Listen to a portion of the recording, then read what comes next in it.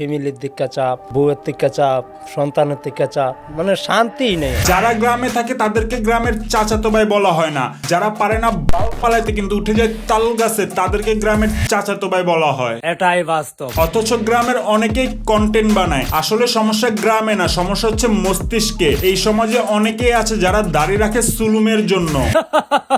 WhatsApp বাজান, this is Noman and this is a mother.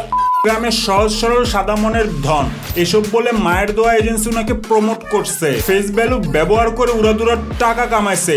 এখন হালায় হাতে কয়টা টাকা পেয়ে নষ্ট হয়ে গেছে। কথায় আছে ফৈন্নির পুতের নাম মিয়া খান। আসলে টাকা সবার জন্য না, বড় লোকের ছেলেরাও টাকা পেলে নষ্ট হয়ে যায়, আবার গরিবের পোলাপানরাও টাকা পেলে নষ্ট হয়ে যায়। কিন্তু আমি আপনি আমরা এতটা আধ্যাত্মিক লেভেলে চলে গেছি যে টাকাও আমাদের নষ্ট করতে পারবে না। সত্য বলতে টাকা মানুষকে বদলায় না, টাকা শুধু ফোরকে কোয়ালিটি দেখায়। বাজান, টাকা নিয়ে আরেকদিন গবেষণা হবে, কিন্তু আজকে রিপুন মিয়াকে ভরপুর মারতে হবে। গন্ধ।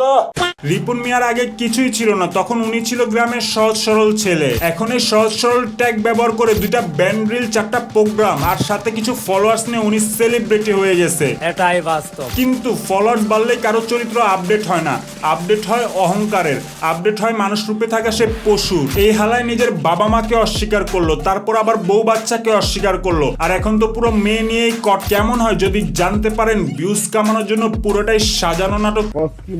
বিএনপির পোস্টার দেখে আমি শিওর হয়েছি, কারণ বিএনপি কোনো নাটক সিনেমা করে না।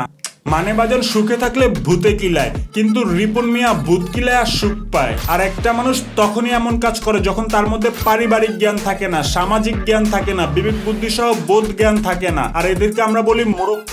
আমাদের সমাজে এরকম বহু মুখোশধারী মূর্খ ক্রিয়েটর আছে যারা ক্যামেরার সামনে ভালো সাজে, কিন্তু সুযোগ পেলে এমন সব অভিনয় দিয়ে ফেক লাইফস্টাইল মেনটেন করে যে পুরাই দুধে দেওয়া তুলসী পাতা। কিন্তু লাইট অফ হলেই সিনেমা। একটা কথা মনে রাখবেন, ফেসবুকে ব্লু টিক কোনো চরিত্রের সার্টিফিকেট না। হ্যাঁ, বাংলাদেশের রিপন মিয়ার মতো অনেক কামলা আছে যারা কন্টেন্টের নামে গু বানাচ্ছে, কারণ এদের পকেট যত ভরতেছে মাথা তত ফাঁকা হচ্ছে। গরিবের অভাব গেলেও স্বভাব যায় না। আসলে 2-4টা ইভেন্টে গিয়ে 5-10টা লাল নীল পরি দেখছে, এখন এসব দেখলে তো ডোপামিন ঝটপট করে।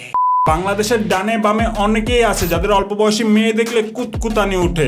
হুদাই রিপুন মিয়ার দোষ দেওয়ার লাভ আছে? হ্যাঁ, এটা সত্য যে পুরুষ মানুষের আসল শত্রু হচ্ছে তার টুনটুনি। এই জন্য কবি নোমান্দ্রনাথ বলেছে টুনটুনিতে ঝুনঝুনি লাগাইতে।